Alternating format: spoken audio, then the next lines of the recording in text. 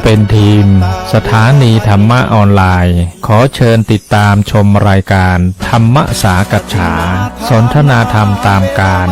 คุยทุกเรื่องทุกประเด็นเติมธรรมะให้หัวใจเติมอาหารใจเติมพลังใจให้ตนเองเป็นประจำทุกวันเวลา 20 นาฬิกาเป็นต้นไปโปรดกดปุ่มติดตามและกด Subscribe เมื่อทำเป็นทีมมาเราจะได้พบกันเพื่อรับฟังสารธรรมข้อคิดดีๆมากมายรับบุญง่ายๆด้วยการกดแชร์เผยแพร่เป็นธรรมทานสัพพทานังธรรมทานังชินาติการให้ธรรมะย่อมชนะการให้ทั้งปวง1 แชร์1 บุญมีค่าเท่ากับเผยแผ่ธรรมะให้กว้างไกล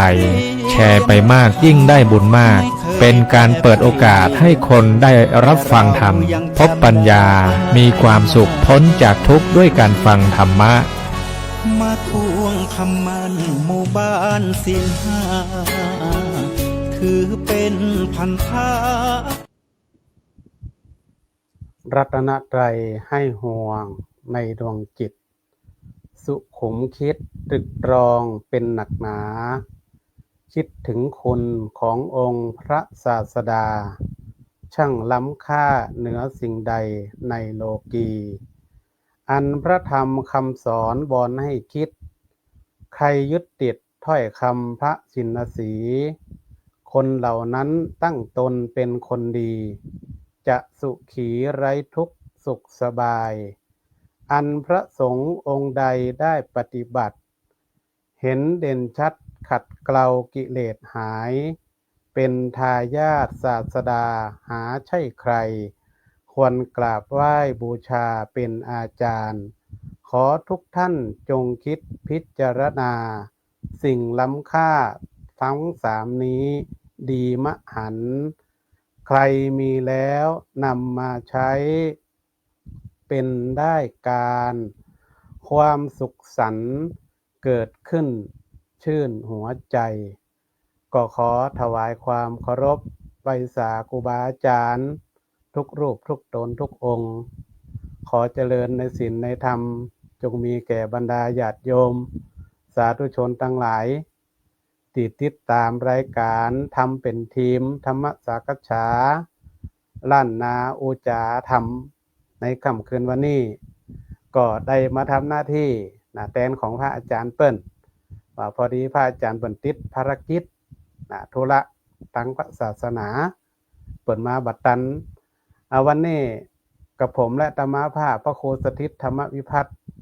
เจ้าอาวาสวัดบ้านไห้เจ้าหน้าที่ตำบลพิชัยเขต3จังหวัดลำปางก็จะได้มาร่วมรายการกับท่านอาจารย์แฮมตันที่จะได้มาธรรมสากัจฉาถึงศรัทธาญาติโยมได้รับฟังเพื่อจะเป็นแนวคิดสะกิดใจเป็นแนวทาง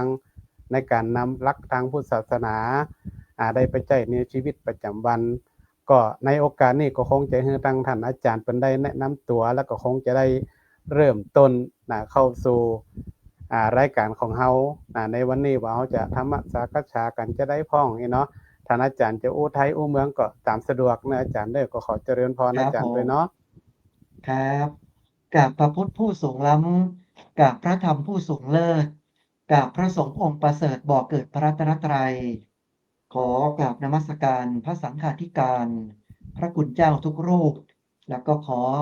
สวัสดีไปยังพุทธศาสนิกชนทุกคนทุกท่านนะครับที่เข้าร่วมรับฟัง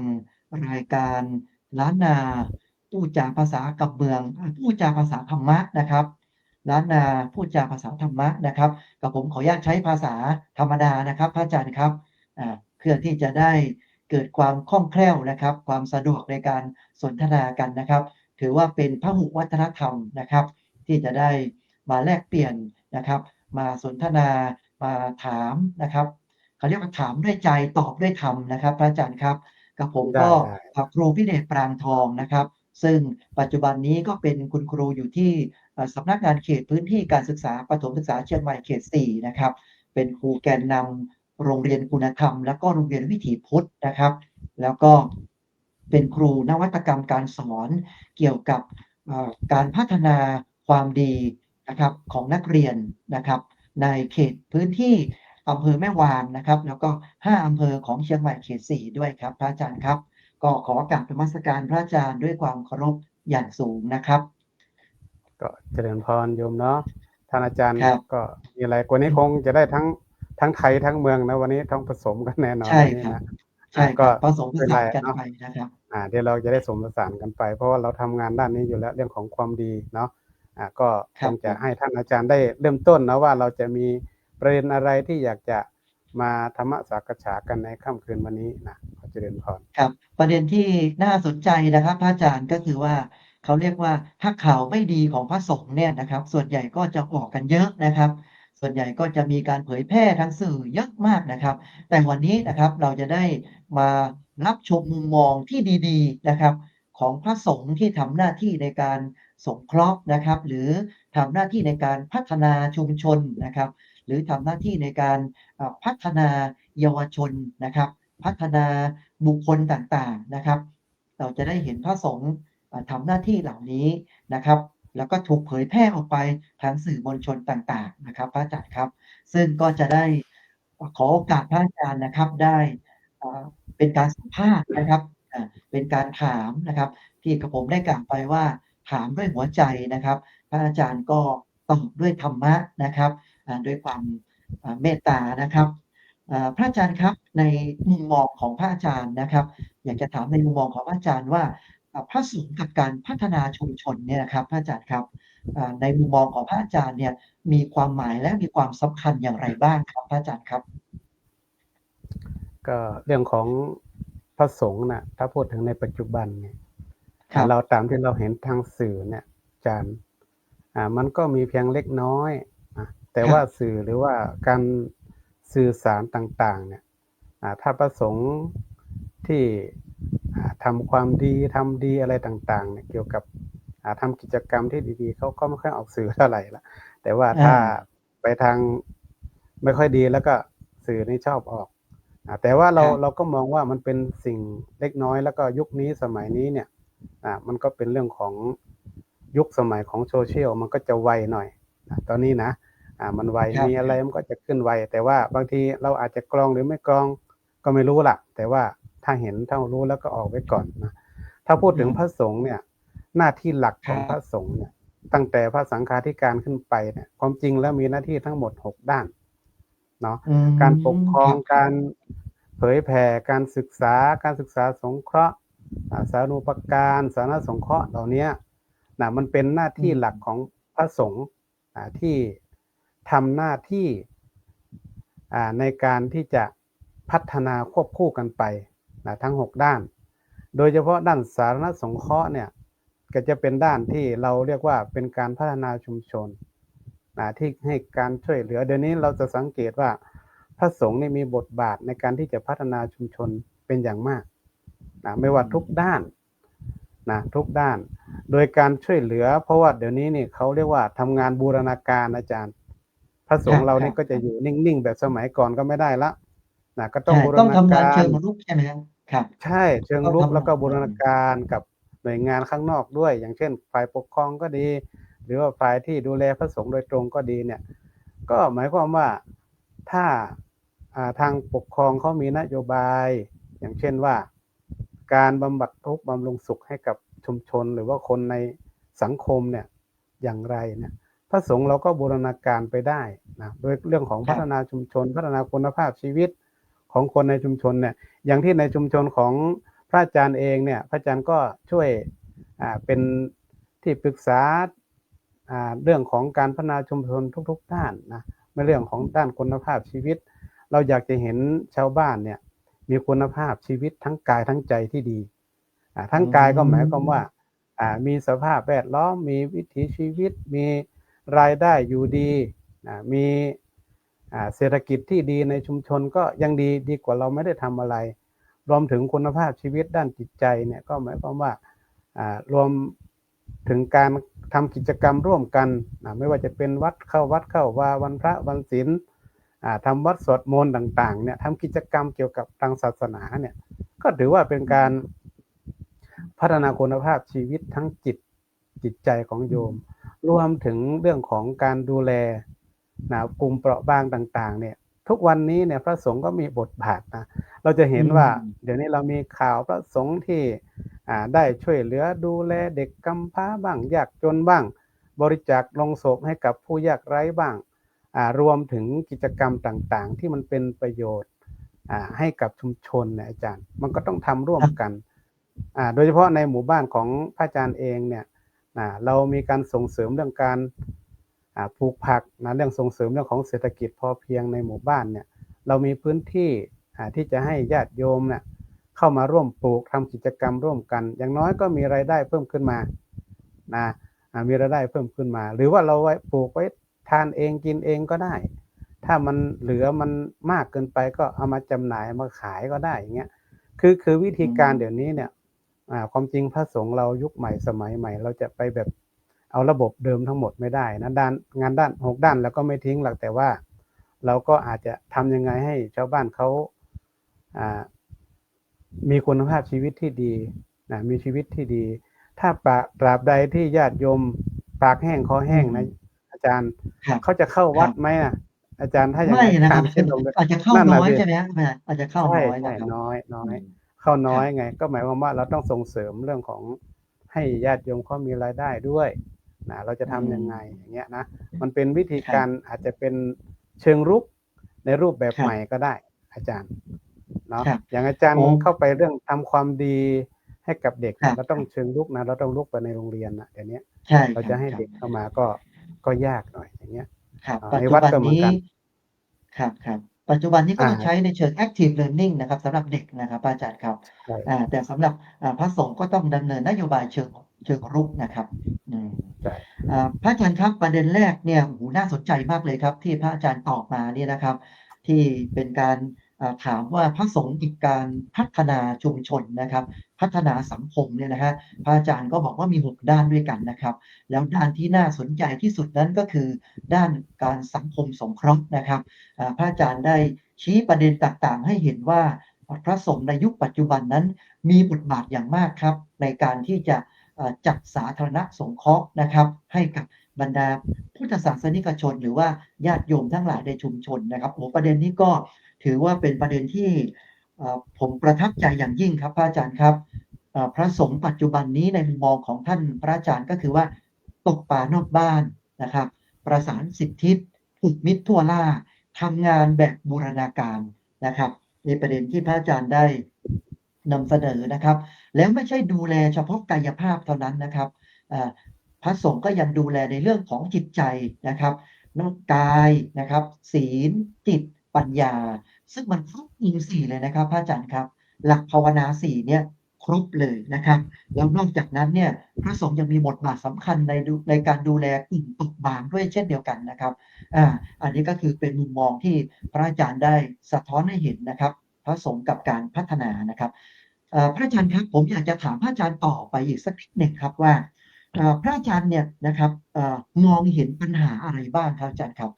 จากที่พระอาจารย์ได้ลงชุมชนนะครับหรือว่าไปสังคมสงเคราะห์นะครับเยาวชนหรือว่ากลุ่มบุคคลต่างๆเนี่ยนะครับพระอาจารย์ได้เจอปัญหาอะไรบ้างครับอยากให้อาจารย์ได้สะท้อนให้ญาติโยมได้รับทราบสักนิดหนึ่งครับทุกวันนี้เนี่ยอาตมาเองไม่ใช่ว่าลงพื้นที่นะแต่อยู่กับชุมชนอยู่กับชาวบ้านไม่ว่าลงพื้นที่เพราะว่าเห็นปัญหาได้ชัดเจนที่สุดครับคือปัญหาแรกเลยคืออย่างที่พระอาจารย์ได้พูดเมื่อกี้นะบอกว่าญาติโยมวันนี้ความต้องการก็คือเรื่องปากเรื่องท้องนี่แหละสำคัญนะแต่เรื่องของขาดศีลธรรมนี่เราก็สังเกตดูว่าคนไทยเรานี่ก็เยอะอยู่แล้วที่ห่างเรื่องศีลธรรมเยอะมันก็มีหลายปัจจัยนะมีหลายปัจจัยบางทีอาจจะเรื่องสื่อส่วนหนึ่งนะที่ว่าออกมาอย่างนั้นอย่างนี้บ้างทำให้ญาติโยมอาจจะหดหูไปช่วงหนึ่งนะไม่ได้ตลอดใช่นะแล้วก็อีกอันหนึ่งก็คือเรื่องของวิธีการที่เราจะอย่างที่อาจารย์ว่าเมื่อกี้ว่าเราจะไปตกปลานอกบ้านยังไงพระเดี๋ยวนี้เนี่ยเราบางทีเราไม่เข้าใจเราอยู่ในแบบว่าต้องอยู่ในวัดอย่างเดียวอย่างเงี้ยเราไม่ได้ออกไปข้างนอกไปดูชาวบ้านข้างนอกว่าเขาเป็นยังไงบ้างเขาทุกข์ยากลำบากอะไรมากมายหรือเปล่าแล้วยิ่งตอนนี้เนี่ยสังคมผู้สูงอายุอาจารย์เยอะมากตอนนี้สังคมผู้สูงอายุเนี่ยที่จังหวัดลำปางรู้สึกว่า อยู่อันดับต้นๆของระดับประเทศเนี่ย ตอนนี้นะกลายเป็นว่า เราจะต้องมาช่วยดูแลผู้สูงอายุไปด้วยนะผู้สูงอายุเดี๋ยวนี้ก็มีจำนวนเยอะ แล้วก็เราต้องมีกิจกรรมมีพื้นที่นะให้กับผู้สูงอายุ เพราะว่าผู้สูงอายุเดี๋ยวนี้เนี่ยบางทีก็อยู่ที่บ้านคนเดียวอย่างเงี้ยพระอาจารย์เองเนี่ยก็มาคิดนะคิดว่าปัญหาเหล่านี้เนี่ยเราจะทำยังไงดีพระอาจารย์เปิดโรงเรียนผู้สูงอายุที่ตำบลที่พระอาจารย์อยู่เนี่ยเพื่อที่ต้องการให้ผู้สูงอายุมีพื้นที่ด้วยเนาะว่าไม่ให้เหงาไม่ให้อยู่ที่บ้านคนเดียวอย่างเงี้ยอย่างน้อยก็ให้ท่านออกมาทำกิจกรรมร่วมกับคนอื่นอย่างเงี้ยนะอันนี้ปัญหาอีกอันหนึ่งก็คือเรื่องของผู้สูงอายุตอนนี้เยอะมากขึ้นแล้วก็กลุ่มคนเปราะบางนะกลุ่มคนเปราะบางนี่บางทีเราอาจจะมองข้ามไปบางทีก็มีการสำรวจแล้วมันตกหล่นบ้างอะไรบ้างเนี่ยพระอาจารย์ว่าพระสงฆ์เราก็มีส่วนในการที่จะเข้าไปช่วยดูแลนะเราอย่าไปรอแค่หน่วยงานราชการอย่างเดียวเนี่ยบางทีเขาก็มาไม่ถึงความจริงพระอาจารย์เนี่ยก็ทำทุกเรื่องอยู่แล้วล่ะไม่ใช่ว่าสาธารณสงเคราะห์อย่างเดียวหมายความว่าทำทุกเรื่องอยู่แล้วในชุมชนนะก็ถือว่าเป็นทั้งผู้นำทางด้านจิตวิญญาณผู้นำทั้งทางด้านกิจกรรมด้วยในการทำด้วยก็ถือว่านำทุกอย่างแหละในชุมชนเพราะว่าเราเห็นปัญหาในชุมชนเยอะแยะมากมายนะเราต้องมาช่วยกันแก้ปัญหาร่วมกันในชุมชนพระอาจารย์เนี่ยเราจะแก้ปัญหาด้วยหลักพลังบวรนะก็คือวัดบ้านหลักบวรนะครับใช่หน่วยงานราชการเรามีปัญหาอะไรเราจะนำมานั่งคุยกันนะว่าเราจะแก้ปัญหายังไงที่พระอาจารย์ได้พูดถึงว่าผู้สูงอายุเนี่ยในเมื่อมีเยอะเนี่ยเราจะทำยังไงพระอาจารย์ก็นัดประชุมระดับตำบลนะตำบลว่าเพราะพระอาจารย์เป็นเจ้าคณะตำบลด้วยเนาะแล้วก็เป็นประธานหน่วยอบรมประชาชนประจำตำบลด้วยเนาะแล้วก็นัดกันคุยกันว่าเราจะทำยังไงผู้สูงอายุในบ้านเราเนี่ยมันมีเยอะขึ้นเนี่ยเราก็จะหาพื้นที่ยังไงให้ผู้สูงอายุเนี่ยได้เข้ามาทำกิจกรรมร่วมกันได้ร้องเพลงได้สนุกสนานได้ทำกิจกรรมเยอะแยะมากมายรวมถึงได้ฟังธรรมะจากพระสงฆ์ด้วยได้สวดมนต์นั่งสมาธิรวมถึงทำกิจกรรมทำขนมทำอาหารทำกิจกรรมที่ผู้สูงอายุเขาชอบแล้วแต่เขาจะทำอะไรอย่างเงี้ยนะอาจารย์มันก็เหมือนกับเราเปิดโรงเรียนมันก็เราเปิดโรงเรียนเด็กนั่นแหละมันก็เหมือนกับไปอีกอย่างหนึ่งนะพระอาจารย์ก็เลยบอกว่าถ้างั้นเรามาเปิดไงพระอาจารย์เปิดโดยที่ไม่ได้มีงบประมาณนะก็คือว่าเปิดอยากจะให้ผู้สูงอายุนี่ได้มามีพื้นที่ได้ทำกิจกรรมร่วมกันที่สำคัญปีนี้ปีที่3ละที่กำลังเปิดในตำบลเนี่ยครับจำนวนที่เยอะไหมครับอาจารย์ครับจำนวนผู้สูงอายุที่มาเข้าร่วมกิจกรรมนะครับเยอะไหมครับผู้สูงอายุเนี่ยพระอาจารย์จะรับเยอะไม่ได้เพราะว่าเราไม่ได้มีงบประมาณเพราะว่าตอนนี้โรงเรียนผู้สูงอายุในระดับประเทศเขายังไม่มีงบประมาณช่วยเหลือมากมายนะพระอาจารย์ก็รับประมาณปี1 50-60ประมาณนี้แหละปีหนึ่งนะครับอาจารย์ครับก็ถือว่ากลุ่มเปราะบางเนี่ยว่าครับพระอาจารย์ครับกลุ่มเปราะบางนะครับพระอาจารย์ครับจะเป็นประเภทไหนบ้างครับพระอาจารย์ครับคือว่าทุกที่น่ะมีหมดทั้งยากจนยากไร้พิการคนพิการอย่างนี้มีไหมพระอาจารย์ครับแต่ว่ามีไม่เยอะพิการจริงๆมีไม่เยอะแล้วก็อีกกลุ่มหนึ่งก็คือกลุ่มที่ไม่มีอาชีพเนี่ยไม่มีรายได้หรือรายได้น้อยที่มันตกจากจปท.มาตอนนี้ในชุมชนของพระอาจารย์เนี่ยกำลังสร้างบ้านให้กับ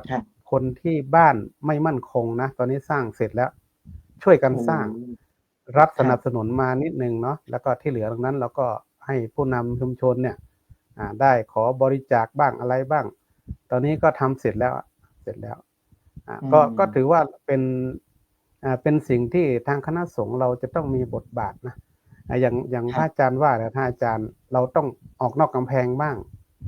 พระอาจารย์นี่ไปหมดใครป่วยใคร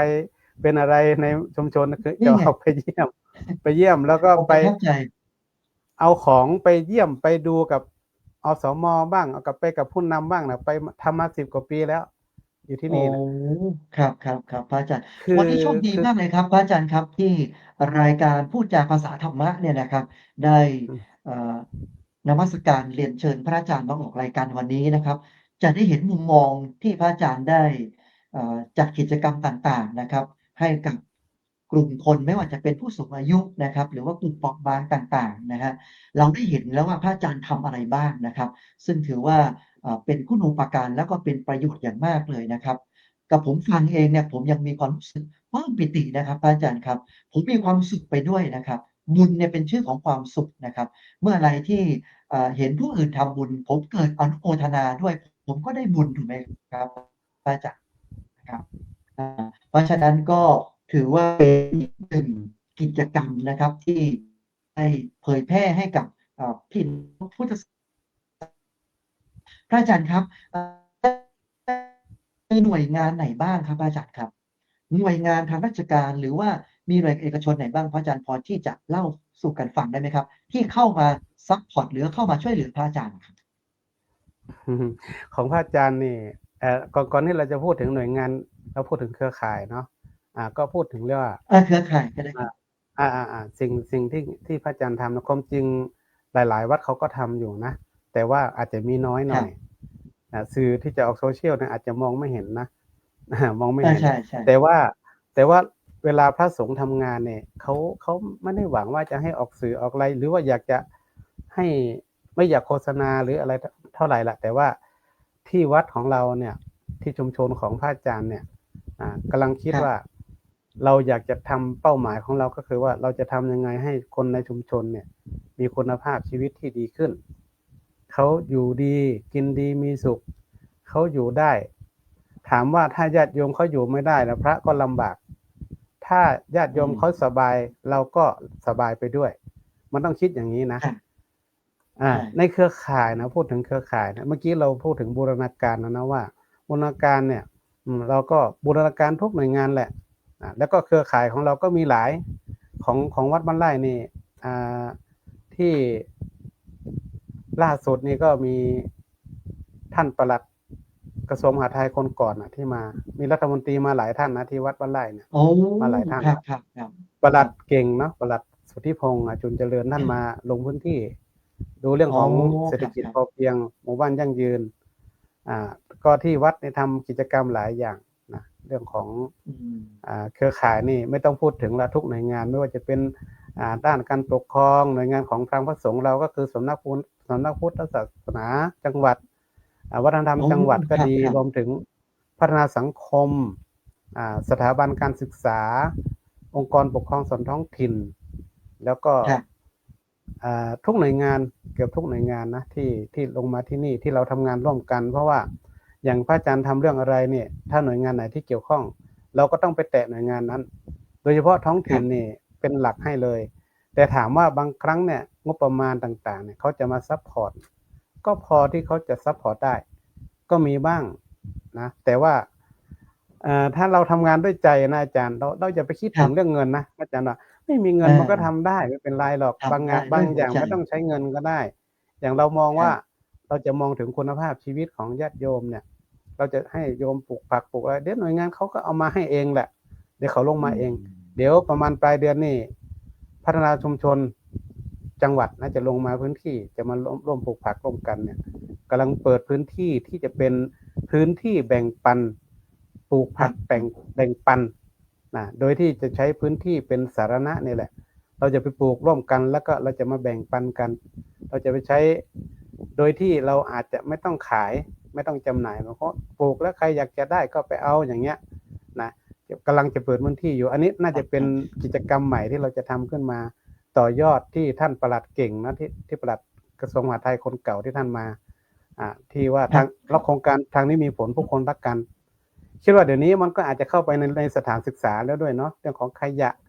ที่วัดก็ทำเรื่องของขยะด้วยเนาะเรื่องของก็น่าจะเกือบทุกเรื่องแหละเพราะว่าคืออันไหนที่เราคิดว่ามันน่าจะเป็นประโยชน์ต่อคนในชุมชนน่ะเราก็ต้องทำนะทำเพื่อที่ว่าชุมชนจะได้มีคุณภาพชีวิตที่ดีแต่สิ่งที่สำคัญเนี่ยเราอย่าไปหวังหน่วยงานมากอาจารย์ทำงานทุกอย่างพระสงฆ์เราเนี่ยอย่าเป็นหวังหน่วยงานอย่าไปหวังงบประมาณจากตรงนั้นตรงนี้อันไหนที่เราทำได้เนี่ยเราก็ทำคือเราต้องพระผู้บังคับบัญชาข้างบนเนี่ยท่านมี คำสั่งกำชับมาอยู่แล้วว่า เจ้าอาวาสเนี่ยให้เน้นดูแลคนในชุมชนของตัวเองให้ดีก่อน เน้นเลย ครับ หมายความว่าเราน่ะในฐานะที่เจ้าอาวาสด้วยเนี่ย เราก็ต้องดูแลคนในชุมชนของเราเนี่ยทำอย่างไรให้มีคุณภาพชีวิตที่ดี อันที่ทิ้งไม่ได้ก็คือเรื่องของศีลธรรมธรรมะเราบางทีเราไม่ต้องสอนแบบแบบอธิบายหรือแบบบรรยายก็ได้อาจารย์ เราสอนธรรมะโดยการให้มันไปอยู่ในกิจกรรมที่เราทำก็ได้ อาจารย์มันเป็นวิธีการที่เราทำได้ อย่างเราจะสร้างความสามัคคีของคนในชุมชนเนี่ยเราก็ทำกิจกรรมรวมกันทำอะไรก็ได้ที่มันเป็นที่รวมกัน ครับ แล้วก็ ครับ ให้คนเกิดความรักความสามัคคีมาช่วยเหลือกันอย่างเงี้ย มันมีอีกเยอะกิจกรรมในหมู่บ้านนะถ้าเราเล่าคืนนี้น่าจะไม่เสร็จอาจารย์เดี๋ยวอาจจะเป็นเน้นเรื่อง ครับครับ เรื่องของมันเยอะอยู่เพราะว่าที่พระอาจารย์ทำมา10 กว่าปีก็มีหลายเรื่องอยู่นะแต่ว่า ครับ เรื่องหลัก ครับ ๆ ถ้าเราจะเน้นเรื่องของการพัฒนาชุมชนเนี่ย นอกจากเราจะทำให้ชุมชนแล้วตอนนี้กำลังจะขยายพื้นที่ พอดี ครับ ที่วัดพระอาจารย์เนี่ยมันเป็นต้นแบบในการทำเรื่องของเศรษฐกิจพอเพียงในวัดแล้วก็ตอนนี้จะขยายไปข้างนอก ก็เป็น ครับ พื้นที่ที่เหมือนกับเรากระตุ้นให้กับญาติโยมเขาได้ปลูกผักกินเอง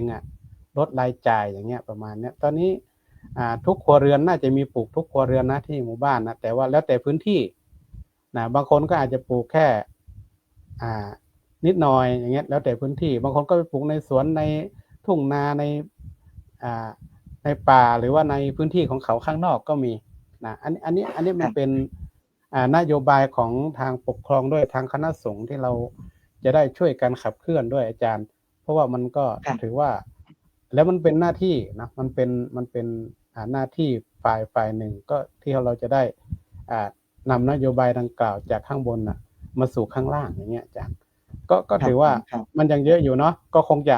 เรื่องเครือข่ายนี่เราถ้าที่นี่เนี่ยไม่ต้องพูดถึงแล้วมันเยอะอยู่แล้วล่ะทำเกือบเครือข่ายเกือบทุกเครือข่ายอยู่แล้วที่นี่เนาะ ครับ อาจารย์มีอะไรเพิ่มเติมไหม ครับก็สรุปประเด็นจากประเด็นที่3ที่กระผมได้ถามพระอาจารย์ไปเนี่ยนะครับ ก็คือว่าผมเองก็สามารถที่จะถอดบทเรียนได้ครับพระอาจารย์เพื่อที่จะนำไปใช้ต่อว่าประเด็นที่1ก็คือว่าพระอาจารย์มีการสร้างเครือข่าย แล้วเป็นเครือข่ายที่เข้มแข็งนะครับ ผ่านหลักก็คือบวรนะฮะบ้านวัดแล้วก็ราชการนะครับ ส่วนราชการต่างๆนะครับ หรือว่าคนในชุมชนคนในหมู่บ้านนะครับ แล้วก็วัดเนี่ยประสานความร่วมมือกันอย่างดีทีเดียวนะครับ ถือว่าเป็นความสมัครสมานสามัคคีและก็เป็นปัจจัยสำคัญครับที่ทำให้การดำเนินงานของพระอาจารย์ในการพัฒนาชุมชนนั้นเนี่ยประสบความสำเร็จนะครับ อันนี้คือประเด็นที่1ที่ผมถอดบทเรียนแล้วก็จะได้นำไปเผยแพร่นะครับให้กับไม่ว่าจะเป็นคณะครูนะครับหรือว่านักเรียนนะครับ ประเด็นที่2ก็คือว่าที่พระอาจารย์ได้เล่าสู่ญาติโยมฟังเนี่ยนะครับก็คือหลักของเศรษฐกิจพอเพียงครับพระอาจารย์ครับเห็นได้ชัดเลยครับว่าพระสงฆ์มีบทบาทสำคัญอย่างมากครับในการที่จะเป็นผู้ชี้ทางออกบอกทางให้กับญาติโยมนะฮะโดยเฉพาะในเรื่องของการลดรายจ่ายและก็เพิ่มรายได้ครับที่พระอาจารย์กล่าวเมื่อสักครู่นี้ว่ามีการสอนให้ญาติโยมได้พึ่งตนเองครับผ่านการลงมือปฏิบัติครับอาจารย์ครับตัวอย่างที่ดีมีค่ากว่าคำสอนฮะอันนี้คือโมเดลและอันนี้เป็นแบบอย่างที่ดีมากเลยครับถ้าคนสมัยนี้ครับพระอาจารย์ครับเขาไม่ค่อยที่จะปลูกผักกินเองนะฮะหรือไม่ค่อยที่จะลงมือนะครับทำอาหารเองอะไรอย่างเงี้ยนะฮะพระอาจารย์ครับเพราะมันเป็นยุคที่เร่งรีบนะครับแต่ว่าเราดึงเศรษฐกิจพอเพียงเข้ามานะครับเข้าสู่ชีวิตนะครับลดการพึ่งพาจากภายนอกนะครับหันมาพึ่งพาตนเองอันนี้ก็เป็นหลักคำสอนสำคัญแล้วก็เป็นสิ่งที่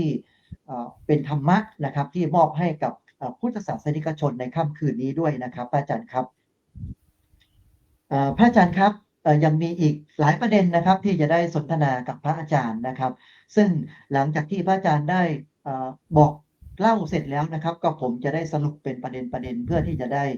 ให้กับญาติโยมทางบ้านนะครับได้รับทราบนะครับพระอาจารย์ครับผมอยากจะสอบถามพระอาจารย์อีกสักประเด็นหนึ่งครับว่าพระอาจารย์มีแรงบันดาลใจอะไรครับที่ได้แรงบันดาลใจที่ทำให้พระอาจารย์รู้สึกไม่ย่อท้อเลยครับเพราะรู้สึกว่ามีหลายโครงการมากเลยครับ ไม่ว่าจะเป็นช่วยผู้สูงอายุนะครับกลุ่มเปราะบางนะครับหรือแม้กระทั่งโรงเรียนผู้สูงอายุนะฮะหรือ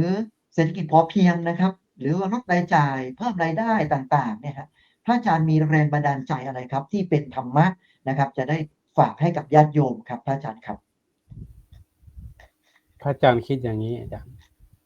อ่าเราบวชพระอาจารย์ท้อเราบวชไหมครับประเด็นแรกคือท้อไหมครับมันไม่เคยท้อนะคืไม่อทำนี่เคยท้อนี่ฮะมันมันคือที่พระอาจารย์บอกว่าเมื่อกี้น่ะว่าเวลาทำอะไรเนี่ยหนึ่งใจเราต้องมาก่อนอืมสองเรื่องของความรักในสิ่งที่เราจะต้องทำอิทธิบาทสี่อาจารย์ใช้อิทธิครับบาทครับสี่เลยโอ้อิทธิอันนี้บาทสี่สำคัญเลย มากเลยครับครัใช่บอิทธิบาทสี่เลยเราต้องรักก่อนอืมรักแล้วต้องขยันต้องทำอย่างสม่ำเสมออย่างเงี้ยแล้ครับวก็ถ้ามีปัญหาเราต้องมาปรับปรุงแก้ไขถามว่าแรงบันดาลใจเนี่ยเราเคยทำมาตั้งแต่เล็กแต่น้อยแล้วเพราะว่ามาบ้านเกิดเมืองนอนของพระอาจารย์เองก็อยู่รอบนอกก็เห็นพ่อครับเห็นแม่เห็นบรรพบุรุษรวมถึงวัดวาอารามข้างนอกเนี่ยเขาก็ต้องทำนะเมื่อก่อนต้องช่วยตัวเองวัดบ้านนอกนี่ไม่ใช่ว่าจะมีอาหารการกินอะไรเยอะแยะมากมายเหมือนในเมืองนะอาจารย์รอบนอกเนี่ยอาจารย์คงครับจะรู้ดีเนาะว่าเคยพระสงฆ์ครับเคยไปองค์เจ้านะพระสงฆ์เจ้าก็ต้องช่วยตัวเองนะยิ่งสมัยครับ40-50ปีก่อนเนี่ยโอ้โหมันลำบากนะข้างนอกเนี่ยถอืมนนหนทางไปไหนลำบากก็ต้องช่วยตัวเองก็ได้การปลูกผักปลูกอะไรนี่แหละเราปลูกเองช่วยเหลือตัวเองนะอืมจากนั้นมาเนี่ยแต่ที่ในชุมชนที่อาตมาคิดว่าเป็นแรงบันดาลใจเนี่ยคือตอนที่ในหลวงรัชกาลที่9เนี่ยสวรรคตครับพระอาจารย์คิดบอกญาติโยมเลยนะว่าเราเอาในหลวงรัชกาลที่9นี่แหละมาเป็นแรงบันดาลใจเราจะคทำรับอย่างไรเราจะไม่ลืมในหลวงรัชกาลที่9อืที่พระองค์มมีพระมหากรุณาธิคุณต่อพระสงฆ์นิกรชาวไทยเราทุกหมู่เหล่าทุกองค์กรทุกหน่วยงานรวมถึงพระสงฆ์องค์ข้าเจ้าเนี่ยพระองค์ก็เป็นองค์ศาสนูปถัมภกพระสงฆ์องค์ข้าเจ้าเราเนี่ยให้อยู่ดีกินดีมาตลอดเนี่ยเราก็เลยนำหลักปรัชญาเศรษฐกิจพอเพียงของพระองค์ท่านเนี่ยเอามาใช้เลยเป็นแรงบันดาลใจพระอาจารย์คุยให้กับท่านปลัดเก่งเนี่ยให้ฟังเลยว่าแรงบันดาลใจเราได้มาจากตรงนี้อันดับแรกเลย โอ้โหครับเพครับราะว่าในหลวงรัชกาลที่9เราไม่ต้องพูดถึงละพระองค์ท่านเนี่ยครองราชย์มา50กว่าปีเนี่ยเรารู้อยู่แล้วว่าพระองค์ท่านมีพระมหากรุณาธิคุณมีเยอะแยะมากมายเราไม่สามารถที่จะอธิบายได้นะคือพระอาจารย์คิดว่าครับถ้าคนไทยเราทุกคนเนี่ยเราทำกิจกรรมอะไรสักอย่างหนึ่งแล้วเราไม่ลืมพระองค์ท่านเนี่ยถึงครัแม้ว่าในบครับช่วงหลังมาเนี่ยในหลวงรัชกาลที่10นะพระองค์ท่านก็เอามาต่อยอดเนี่ย อืแล้วรวมมถึงสมเด็จพระกนิษฐาธิราชเจ้าเนี่ยพระองค์ก็เอามาต่อยอดเรื่องของเศรษฐกิจครับพอเพียงเท่านั้นตอนนี้เนี่ยมันก็เป็นแรงบันดาลใจอันหนึ่งนะที่ทำให้เราเนี่ยครับครับมาทำกับชุมชนถามว่ามีปัญหาไหมมีปัญหาเนี่ยเราจะคุยมาจะเรียกมาคุยกันอาจารย์เราไม่ใช่อืว่ามีปัญหาแล้วมทิ้งนะอาตมาครับเนี่ยเป็นคนชอบแก้ครับครับปัญหาโอ้ไม่ใช่ถ้าเราซุกไว้ใต้พูดถึงแก้พรมนะฮะครับ ไม่ไม่ซุกไว้คือใต้พรมแบบนะครับพระอาจารย์ไม่เอา ครับเราเป็นพระเราอย่าลืมว่าหลักอริยสัจสี่นี่เราต้องเอามาใช้ให้ได้อ่าหลักอริทุกข์สยสัจสี่มุทัยนี่แหละนิโรธมรรคนะครับใช่ใช่เราแต่คนเรามักจะเนี่ยกลัวปัญหาครับพระอาจารย์ครับทำไมตัวทุกข์เนี่ยทำไมเราเป็นข้อแรกเลยอ่าแล้วถามว่าทุกข์มันเกิดยังไงล่ะอาจารย์ครับทุกข์กับเราเป็นคนทำเองอ่ะมันไม่ได้เกิดขึ้นเองทุกข์ใช่ไหมอืมมันครับคเรารับคทำให้รับมันเกิดเราก็ต้องไปแก้มันอ่ใช่ไหม า ว่าทุกข์เนี่ยมันไม่ได้เกิดเองนะเราทำให้มันเกิดครับเพราะนั้นเนี่ยพระอาจารย์ทำงานมาตรงนี้เนี่ยถ้ามีปัญหาเมื่อไหร่เนี่ยพระอาจารย์ก็ใช้หลักอริยสัจสี่นั่นแหละอืเราต้องมรู้ก่อนว่าปัญหาคืออะไรสาเหตุมันเกิดจากอะไรเราจะแก้ยังไงเราจะป้องกันยังไงเราคิดง่ายๆอย่างเงี้ยเอาหลักอริยสัจสี่เราเอามาแปลความหมายให้มันครับง่ายๆอย่างสมมติว่าเออรายรายได้ไม่พอรายจ่ายมันเยอะกว่ารายได้อย่างเงี้ยเอาละมันเป็นปัญหาแล้วใช่ไหมเราก็ต้องมาคิดว่ามันเกิดจากอะไรล่ะสาเหตุทำไมมันจ่ายเยอะกว่าได้แสดงว่าเราต้องหารายได้เพิ่มใช่ไหมเนี่ยมันก็ต้องหาวิธีแก้แล้วต้องหารายได้เพิ่มถ้าเราถามว่าเราจะป้องกันยังไงไม่ให้มันขาดเราก็ต้องทำงานมากขึ้นทำงานอืมมากขึ้นเราจะต้องไม่ให้มันเกิดอีกอย่างเงี้ยก็วิธีคิดง่ายๆปัญหามันก็ต้องนำหลัก อริยสัจสี่มาใช้อยู่แล้ว เราเป็นพระเราไม่เอาหลักธรรมะมาใช้แล้วเราจะเอาหลักอะไรมาใช้อาจารย์เรา ค ต้อ รั ง บ ทำอย่างนี้แหละ คือ นะ คืออย่างนี้ค อ รับพระ ย่าง อาจารย์ครับว่า อืม ว่าคนสมัยเนี้ยพระอาจารย์เขาบอกว่าเขาวิ่งหนีปัญหาไงครับ แต่ให้ฟังมุมมองของพระอาจารย์แล้วเนี่ย พระอาจารย์กำลังจะนำเสนอว่า หลักอริยสัจสี่เนี่ยสามารถนำมาใช้ในชีวิตประจำวันได้ หมายความว่าถ้าเราวิ่งชนปัญหาคือรู้ปัญหานะครับ แล้วก็วิเคราะห์สาเหตุมันจะนำไปสู่การดับปัญหาได้นะครับ คือคนสมัยนี้มักจะหาวิธีการทำยังไงก็ได้ครับ ให้ปัญหามันหายไปนะครับ โดยที่ไม่อยากจะลงมือลงแรงทำอะไร แต่พระอาจารย์มีมุมมองอีกมุมมองหนึ่งนะครับว่า เฮ้ย เราต้องวิ่งชนกับปัญหานะครับ เอาปัญหาขึ้นมาวิเคราะห์ แล้วก็แก้ที่ปัญหา แก้ที่สาเหตุนะครับพระอาจารย์ครับ อันนี้น่าสนใจมากครับพระอาจารย์ครับ อาจารย์อย่างอาจารย์ที่อาจารย์ได้ยินนั่นแหละว่า ถามว่าการหนีปัญหาเนี่ยมันจะจบไหม มันไม่จบนะ ไม่จบ สมมติว่านั่นน่ะสิ สมมติว่าอาจารย์ว่าเจอปัญหานี้ปั๊บเนี่ยสมมติอาจารย์ทำงานที่นี่อ่ะอาจารย์เจอปัญหาแล้วอาจารย์หนีไปทำงานอีกที่หนึ่งแล้วถามว่าอีกที่หนึ่งจะมีปัญหาอีกไหมมันก็ต้องเจอปัญหาอีกอย่างนั่นน่ะสิมันก็ไม่จบเดี๋ยวอาจารย์ก็หนีไปอีกที่หนึ่งใช่ไหมมันก็ไม่จบ เพราะฉะนั้นเนี่ย หลักอริยสัจสี่เนี่ยเขาไม่ให้หนีปัญหาให้เราแก้ปัญหา การแก้ในวิธีการเราก็เอาหลักของศาสนาเราไม่ต้องเอาถึงขนาดถึงขั้นดับทุกข์หรอก เราไม่ต้องเอาสูงเกินไปเราก็เอาแบบพื้นบ้านก็ได้ ปัญหาเราก็หาสาเหตุสิเราแก้ยังไง แล้วเราจะป้องกันไม่ให้มันเกิดปัญหานี้อีกยังไง ก็เอา3-4 อย่างนี่แหละเอาง่ายๆนี่แหละมันแก้ได้อยู่แล้ว คือพระอาจารย์เนี่ยเป็นคนที่ชอบอย่างเงี้ยแก้ปัญหาจะบอกว่า โยมเนี่ยชอบหนีปัญหาทำไมบางคนเนี่ยบอกถ้าเจอปัญหาแล้วไม่เอาละอันนี้คือมันเป็นอาจจะเป็นบุคลิกของคนไทยเราด้วยหรือเปล่าหรือไม่แน่ใจนะว่าเวลาเจอปัญหาอะไรที่ยากๆเราไม่เอาไม่สู้ แต่ว่ามันเหมือนพระพุทธเจ้าสอนนะถ้าเราเจอปัญหาแล้วเนี่ย ถ้าเราแก้ได้นะอาจารย์มันจะไปรวดเลย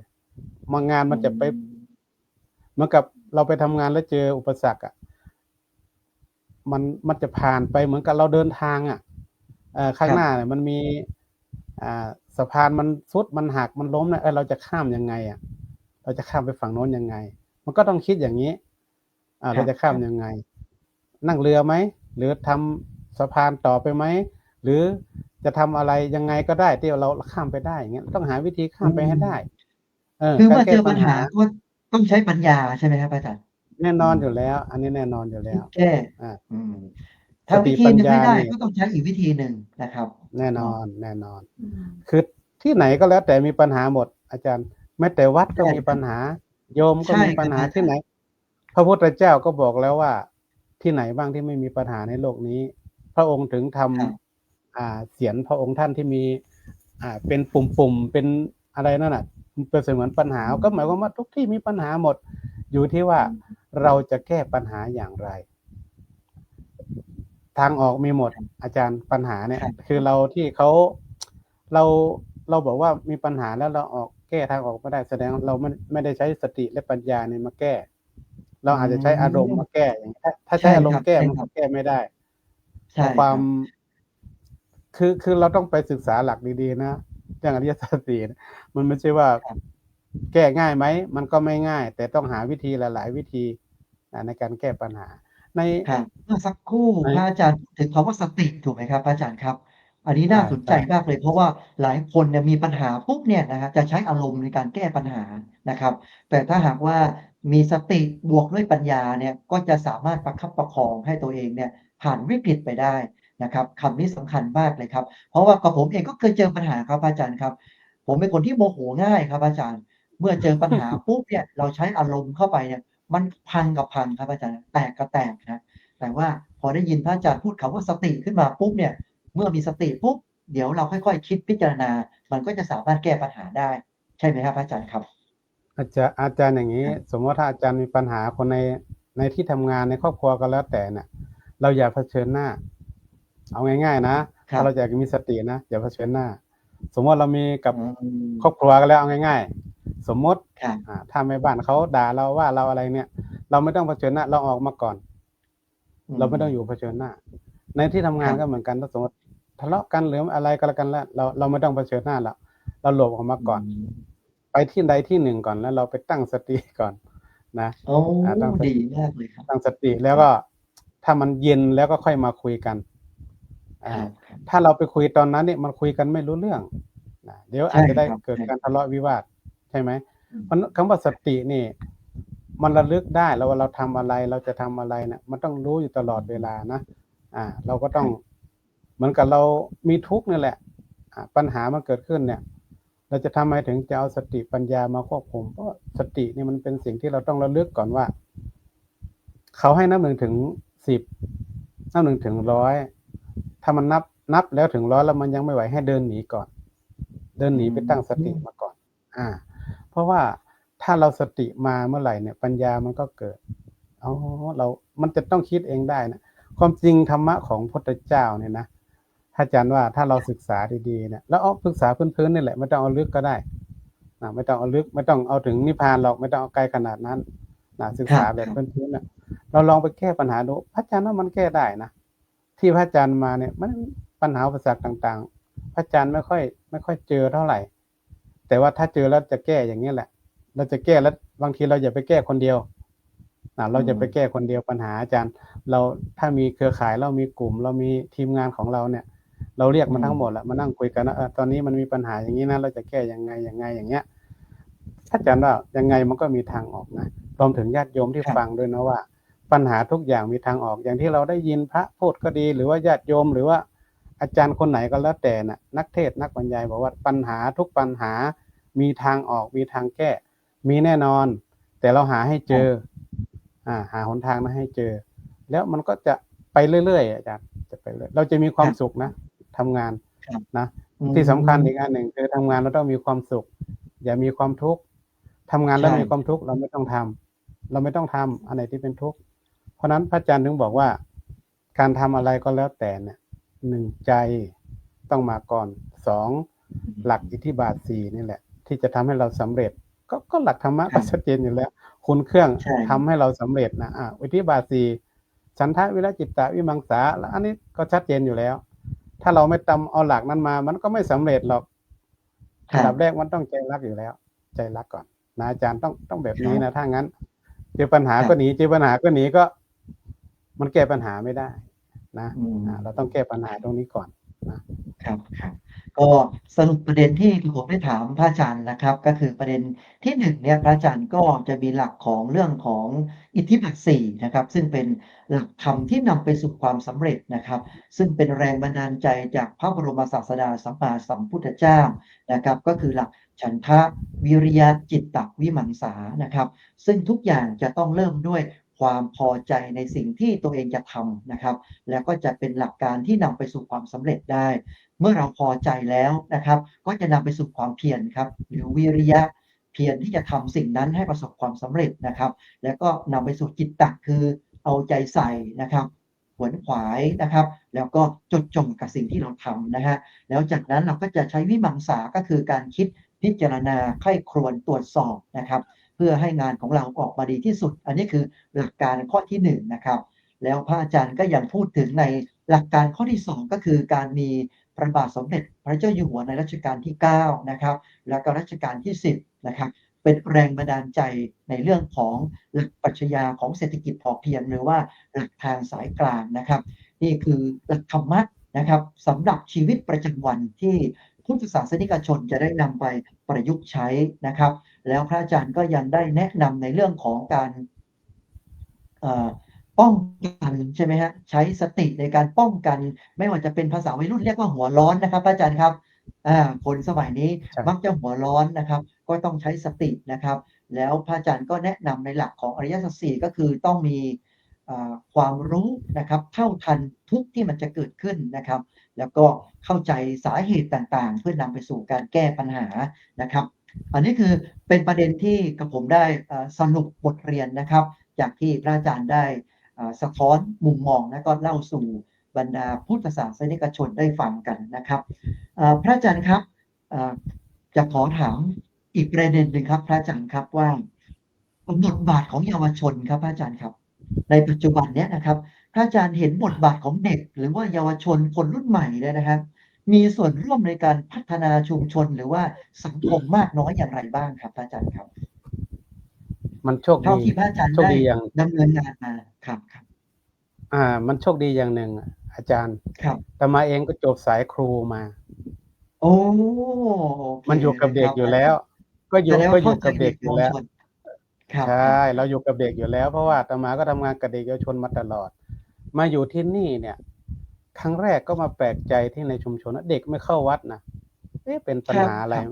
พระอาจารย์ก็ทำเหมือนกับวิจัยวิจัยด้วยตัวเองว่าเกิดอะไรกันไปสอบถามดูพระอาจารย์ก็เลยเปิดศูนย์วันอาทิตย์ที่นี่ที่วัด โอ้นี่อีกหนึ่งกิจกรรมเลยนะครับพระอาจารย์ครับ นี่อีกหนึ่งกิจกรรมนะศูนย์วันอาทิตย์นะครับสำหรับเด็กเยาวชนนะครับ เป็นยังไงบ้างครับพระอาจารย์ครับเป็นไงบ้างเพราะตอนนั้นเนี่ย เรารู้ว่าทำไมเด็กไม่เข้าวัดพระอาจารย์ก็หาวิธีการไงก็คือวิธีแก้ปัญหาอาจารย์เห็นไหมปัญหาเห็นแล้วว่าเด็กไม่เข้าวัดก็เปิดศูนย์วันอาทิตย์ปีแรกนี่เด็กเข้ามาเยอะมากเลย เด็กไหว้พระไม่เป็นกราบพระไม่เป็นไม่รู้จักไหว้พระสงฆ์ไม่รู้จักอะไรเป็นอะไรเลยแต่เรารู้สาเหตุเราเกิดจากอะไรแต่ไม่เล่าไม่ได้มาเล่าตรงนี้ ก็เปิดศูนย์วันอาทิตย์พระอาจารย์เปิดมา10 กว่าปีแล้วตอนนี้นะแล้วก็ปรากฏว่าเราเปิดแล้วเด็กเข้ามาปุ๊บในผู้ปกครองเข้ามาด้วยเนี่ยก็เหมือนกับว่าเราได้เด็กเข้าวัดด้วยแล้วก็ได้ผู้ปกครองเข้ามาด้วยสมมติว่าเราได้เด็กมา50 คนเราเหมือนกับว่าเราได้ร้อยกว่าคนเข้าวัดเพราะอะไรผู้ปกครองเข้ามาแล้วญาติเขาก็ต้องมาด้วยไงเดี๋ยวพระอาจารย์คิดอย่างนี้นะเมื่อก่อนมีปัญหาตอนนี้ถามว่าเด็กมีบทบาทสำคัญไหมในการมามีที่เดียวนะหมู่บ้านเดียวนี่แหละที่มีเด็กเข้ามามีบทบาทในการพัฒนาชุมชนนะที่นี่เพราะว่าพระอาจารย์เอาเด็กศูนย์วันอาทิตย์พระอาจารย์นี่แหละเป็นหลักเลยในการที่จะมาขับเคลื่อนงานในชุมชนร่วมกับผู้นำชุมชนพร้อมกับคณะกรรมการนะทุกกิจกรรมพระอาจารย์พาไปหมดละเด็กไปคารวะดำหัวไปจิตอาสาไปทำกิจกรรมโน่นกรรมนี่เอาไปทุกอย่างเลยเพราะว่าคือเราก็ต้องมองด้วยนะอาจารย์ว่าเด็กเนี่ยมันจะเป็นตัวแทนผู้สูงอายุหรือว่าผู้ที่จะ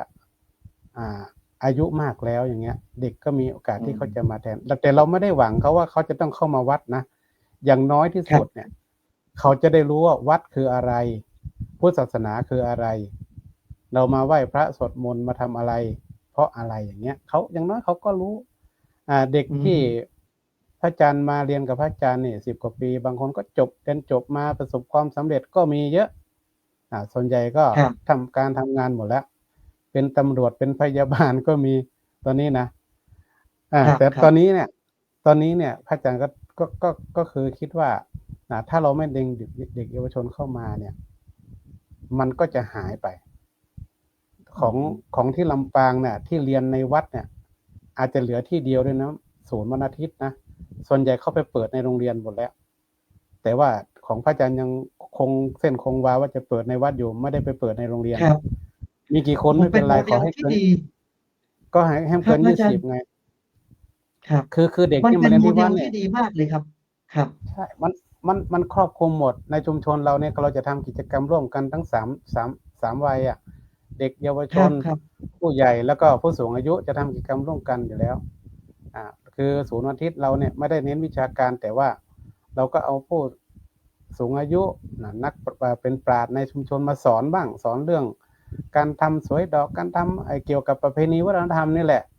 เราก็ต้องสอนเรื่องนี้ด้วยเพราะเขาจะได้รู้ว่าเอาไปทำอะไรเด็กรุ่นใหม่เขาไม่รู้จักสวยดอกโกรยดอกไม้เอาไปทำอะไรบางทีเขาไม่รู้เราก็สอนด้วยบอกให้เขารู้ด้วยว่าเอาไปทำอะไรอย่างเงี้ยอาจารย์ถ้าพูดถึงการพัฒนาชุมชนของที่นี่นะ3 วัยพระอาจารย์เอา3 วัยเพราะพระอาจารย์คิดมาตั้งแต่แรกแล้วคือเราวางแผนไว้แล้วว่าเราจะต้องดึงเด็กนี้เข้ามาแล้วก็จะให้มีส่วนร่วมในการพัฒนาและขับเคลื่อนงานในชุมชนไปด้วยเพราะเดี๋ยวนี้อาจจะมีที่เดียวด้วยนะที่นี่ที่อื่นก็ไม่ค่อยมีเด็กแล้วตอนนี้เขาก็หวยหาเด็กเหมือนกันว่าอยากจะให้เด็กเข้ามาวัดบ้างอย่างน้อยก็มาไหว้พระสวดมนต์รวมถึงมาขับเคลื่อนงานพัฒนาชุมชนหมดเด็กพวกนี้มาจิตอาสามาปลูกผักถ้าเป็นวันหยุดถ้าเขาไม่ได้ไปไหนเขาก็มาร่วมปลูกผักทำจิตอาสากวาดวัดกวาดชุมชนทำความสะอาดชุมชนในจิตอาสามันมีอีกเยอะแยะกิจกรรมที่ทำเอาเด็กมาร่วมกิจกรรมในครั้งนี้นะแต่มาคิดว่าทุกชุมชนทุกหมู่บ้านญาติโยมที่ฟังอยู่ก็ดีหรือว่ารวมถึงท่านพระครูบาอาจารย์ที่ฟังอยู่ก็ดีเนี่ยความจริงเราทำได้นะ ทำได้หมดแหละเรื่องของที่จะทำให้มีส่วนร่วมในชุมชนนะเราต้องรักษาชุมชนของเราให้เข้มแข็งก่อนเพราะว่าเบื้องบนเขาก็สั่งมาแล้วบอกว่าเราต้องรักษาคนในชุมชนของเรานี่แหละให้เข้มแข็งให้มีคุณภาพชีวิตที่ดีมีศีลธรรมอันนี้ก็ทิ้งไม่ได้ก็คือเรื่องของศีลธรรมนี่แหละหรือว่าพุทธธรรมนำชีวิตต่างๆเนี่ยเราจะทิ้งไม่ได้เราต้องไปคู่กันตลอดไม่ใช่เป็นลุยแต่งานแต่เหมือนกับฆราวาสอย่างเดียวไม่ใช่เราอย่าลืมหลักของเราก็คือเรื่องของศีลธรรมธรรมะของพระพุทธเจ้านี่แหละที่จะต้องเอาไปประยุกต์เอาไปปรับใช้ทุกวัยนะถึงจะอยู่กันได้อาจารย์ถ้างั้นต่อไปในอนาคตถ้าเราไม่ดึงเด็กเข้ามามีส่วนร่วมในกิจกรรมในหมู่บ้านแล้วใครจะมาต่อเราแล้วใครจะมาสืบทอดเราตอนนี้บ้านไร่ศิลาทองเนี่ยกำลังส่งประกวดหมู่บ้านเศรษฐกิจพอเพียงปีนี้กำลังรอดูผลอยู่ว่าจะได้หรือเปล่าในระดับจังหวัดนะก็คิดว่าโดยสรุปแล้วเนี่ยก็คือเรื่องของพัฒนาชุมชนของบ้านไร่เนี่ยเราก็จะทำทั้ง3วัยพระอาจารย์พยายามดึงมาทั้ง3วัยนี่แหละมาช่วยกันขับเคลื่อนทั้งหมดเพื่อจะได้มีการสืบทอดต่อยอดกันไม่ให้มันทิ้งไปเพราะว่าแรงบันดาลใจต่างๆนี่มันมีบุคคลที่เป็นต้นแบบคนที่เป็นตัวอย่างอยู่แล้วนะเพราะว่าเราจะต้องขับเคลื่อนไปด้วยกันเราจะใช้หลักพลังบวรทั้งมิติเด็กเยาวชนมิติผู้ใหญ่มิติผู้สูงอายุมิติทุกอย่างที่เราจะต้องนำมาเป็นกระบวนการเป็นกลไกที่จะขับเคลื่อนงานของชุมชนเนี่ยให้มันเป็นเขาเรียกว่าเป็นความสุขของคนในชุมชนที่จะทำร่วมกันนะแล้วก็ที่สำคัญที่สุดก็คืออย่าทิ้งเรื่องของธรรมะอย่าทิ้งเรื่องของศีลธรรมพุทธธรรมเราต้องนำมาปรับใช้ด้วยเนาะก็คิดว่าคงจะประมาณเท่านี้อาจารย์มีอะไรเพิ่มเติมไหมก็ครับผมฟังแล้วผมประทับใจมากเลยครับและผมเชื่อว่าญาติโยมทุกท่านนะครับหรือว่าพระสังฆาธิการนะครับพระสงฆ์พระคุณเจ้าทั้งหลายที่มาฟังเนี่ยผมว่าเขาทุกท่านเนี่ยน่าจะได้โมเดลนะครับแล้วได้รูปแบบบางวัดเนี่ยพระอาจารย์ครับอาจจะทำไปแล้วแต่บางวัดอาจจะยังไม่ได้ทำถูกไหมครับถ้าท่านใดที่ทำแล้วเนี่ยก็ถือว่าเป็นการทบทวนความรู้เก่าใช่ไหมฮะแล้วก็เป็นการเจรไนความรู้ใหม่เป็นการแลกเปลี่ยนประสบการณ์ซึ่งกันและกันนะครับแต่ถ้าบางวัดที่ยังไม่ได้ทำก็ถือว่าซีรีส์นี้เป็นประโยชน์มากเลยครับพระอาจารย์ครับเพราะจะได้มุมมองครับได้สะท้อนปัญหาได้ประสบการณ์ได้รูปแบบแล้วก็ได้แนวทางนะครับอย่างเมื่อสักครู่นี้ที่พระอาจารย์สะท้อนมานี่ก็เห็นว่าแนวทางในการพัฒนาเยาวชนของพระอาจารย์เนี่ยนะครับสำหรับการพัฒนาชุมชนในบทบาทของเด็กและเยาวชนเนี่ยพระอาจารย์ได้ปลูกฝังในเรื่องของจิตสาธารณะนะครับอันนี้คือชัดเจนที่สุดเลยครับจิตอาสาและก็จิตสาธารณะนะครับพระอาจารย์ครับมันเริ่มที่จะน้อยลงแล้วก็หายไปเรื่อยๆนะครับอย่างกับผมเองเนี่ยเป็นครูที่สอนมาปีนี้เป็นปีที่22นะครับอาจารย์สอนมา22ปีเนี่ยสิ่งหนึ่งที่กับผมสะท้อนได้ชัดเจนเลยก็คือว่าขออนุญาตใช้คำว่าความเห็นแก่ตัวแล้วกันนะครับความเห็นแก่ตัวของเด็กเนี่ยนะครับส่วนหนึ่งเนี่ยมันมากขึ้นครับอาจารย์นะครับแต่กิจกรรมต่างๆไม่ว่าจะเป็นบ้านนะครับวัดหรือว่าสถานที่ราชการเข้ามามีส่วนร่วมเนี่ยนะครับมันจะช่วยทำให้เด็กมีจิตอาสาหรือว่า volunteer spirit นะครับมีลักษณะที่เอาใจเขามาใส่ใจเรานะครับรู้จักการเอื้อเฟื้อเผื่อแผ่มากยิ่งขึ้นนะครับพระอาจารย์ครับอันนี้คือเป็นสิ่งที่ได้รับนะครับจากการถอดบทเรียนของพระอาจารย์นะครับแล้วนอกจากนั้นเนี่ยจะเห็นมุมมองที่พระอาจารย์ได้นำเสนอก็คือว่าเด็กในวันนี้คือผู้ใหญ่วันหน้านะครับเขาจะเป็นเยาวชนที่จะมาสืบต่อนะครับแล้วก็มาสารงานต่างๆของพระอาจารย์ได้เป็นอย่างดีเลยทีเดียวนะครับพระอาจารย์ครับเราเหลือเวลาอีกประมาณสัก4 นาทีนะครับพระอาจารย์ครับเดี๋ยวผมก็จะขออนุญาตเชิญพระอาจารย์นะครับได้ทิ้งท้ายนะครับหรือว่ามีสิ่งใดที่จะบอกกล่าวนะครับให้กับญาติโยมทั้งหลายนะครับที่หรือว่าพระสังฆาธิการทั้งหลายนะครับที่จะได้ไปประพฤติปฏิบัตินะครับหรือว่าไปดำเนินโครงการต่อครับพระอาจารย์ครับขอนิมนต์ครับก็คงจะฝากว่าเด็กแต่ละยุคเนี่ยไม่เหมือนกันยุคนี้ เราก็รู้อยู่แล้วว่าเป็นเจน Z เป็นเจ ครั น บ ที่จะสอนยากหน่อย แต่ก็เป็นเจนของเขานะ เราจะบอกว่าเขาดื้อไหมไม่ใช่เขาก็ไม่ได้ดื้อหรอกแต่ว่ามันเป็นเจนเป็นยุคของเขา เด็ก3 ขวบ 2 ขวบเนี่ยเล่นโทรศัพท์เป็นแล้ว รุ่นเรานี่ ครั ไม่ บ รู้จักด้วยซ้ำว่าโทรศัพท์คืออะไร เพราะนั้นเราต้องเข้าใจยุคเข้าใจสมัยด้วยนะ แล้วก็อย่างเหมือนกับที่ได้กล่าวมาแล้วว่า เราจะต้องดึงเอาเด็กเยาวชนเนี่ยเข้ามามีบทบาทในชุมชนด้วย ผมเองอาตมาเองก็เชื่อว่าทุกวัดแล้วก็ทุกชุมชนเนี่ยอยากเป็นเช่นนั้นสำคัญก็คือผู้ปกครองหรือว่าผู้เป็นพ่อเป็นแม่นี่แหละ เราจะต้องนำลูกนำหลานเข้าวัดก่อนนำลูกนำหลานมีส่วนร่วมในกิจกรรมในชุมชนก่อนนะแล้วก็เดี๋ยวเด็กเขาก็ทำเองเด็กเขาจะรู้เองนะอย่างน้อยที่สุดเขาก็จะได้ห่างเรื่องของการเล่นโทรศัพท์เล่นโซเชียลอะไรต่างๆบ้างอย่าให้เขาเล่นหมกมุ่นเล่นทั้งวันทั้งคืนเนี่ยมันก็จะเป็นผลเสียของเขาถ้าเราดึงเข้ามาทำกิจกรรมในชุมชนเนี่ยก็คิดว่าน่าจะเป็นประโยชน์เป็นอย่างยิ่งนะดังนั้นก็ขอฝากมิติหรือว่าประเด็นของเยาวชนเนี่ยเราจะต้องช่วยกันที่จะให้มีความส่วนร่วมในกิจกรรมของชุมชนในทุกที่ทุกแห่งด้วยเนาะก็คงจะขอทิ้งประเด็นไว้เพียงเท่านี้นะสุดท้ายก็อยากจะให้อาจารย์ได้สรุปประเด็นแล้วก็คงจะได้ปิดรายการต่อไปเนาะขออนุโมทนาขอเจริญพร ครับสาธุครับพระอาจารย์ครับในวันนี้ที่เราออกรายการกันนะครับได้รับการถ่ายทอดประสบการณ์ต่างๆนะครับในการพัฒนาชุมชนนะครับจากท่านพระครูสถิตธรรมวิรัตน์นะครับท่านเจ้าคณะตำบลพิชัยเขต3จังหวัดวัดบ้านไร่นะครับตำบลพิชัยอำเภอเมืองจังหวัดลำปางนะครับซึ่งโดยเฉพาะแนวทางในการพัฒนาชุมชนนะครับปัญหาต่างๆรูปแบบความร่วมมือนะครับแล้วก็ความสำเร็จต่างๆก็สะท้อนให้เห็นนะครับจากที่เราได้เล่าสู่กันฟังในวันนี้นะครับแล้วธรรมะสำคัญที่สุดครับที่ญาติโยมพุทธศาสนิกชนทุกคนทุกท่านได้รับก็คือหลักของสังฆวัตถุ4นะครับพระอาจารย์ได้สะท้อนให้เห็นอย่างชัดเจนว่าได้มีหลักของการสงเคราะห์แล้วก็เอื้อเฟื้อซึ่งกันและกันนะครับไม่ว่าจะเป็นเรื่องของทานก็คือการให้นะครับไม่ว่าจะเป็นการให้ทรัพย์ให้แรงงานให้ความรู้นะครับให้แนวทางการแก้ปัญหาปีมาจากการพูดจาที่เป็นเพื่อกูลซึ่งกันและกันนะครับอัตยาการกระทำตนที่เป็นประโยชน์นะครับไม่ว่าจะเป็นในเรื่องของหนุ่มสาวเด็กวัยสมาธิตาก็คือการวางตนเสมอต้นเสมอปลายคือการเอาใจเขาใจเรานะครับสิ่งที่ทำให้สังคมอยู่อย่างดีอาจารย์วันนี้นะครับกระผมครูกลางทองนะครับพร้อมด้วยกับท่านพระครูสถิตธรรมวิรัตน์ก็จะได้ลาท่านไปก่อนนะครับกับผมก็กราบขอ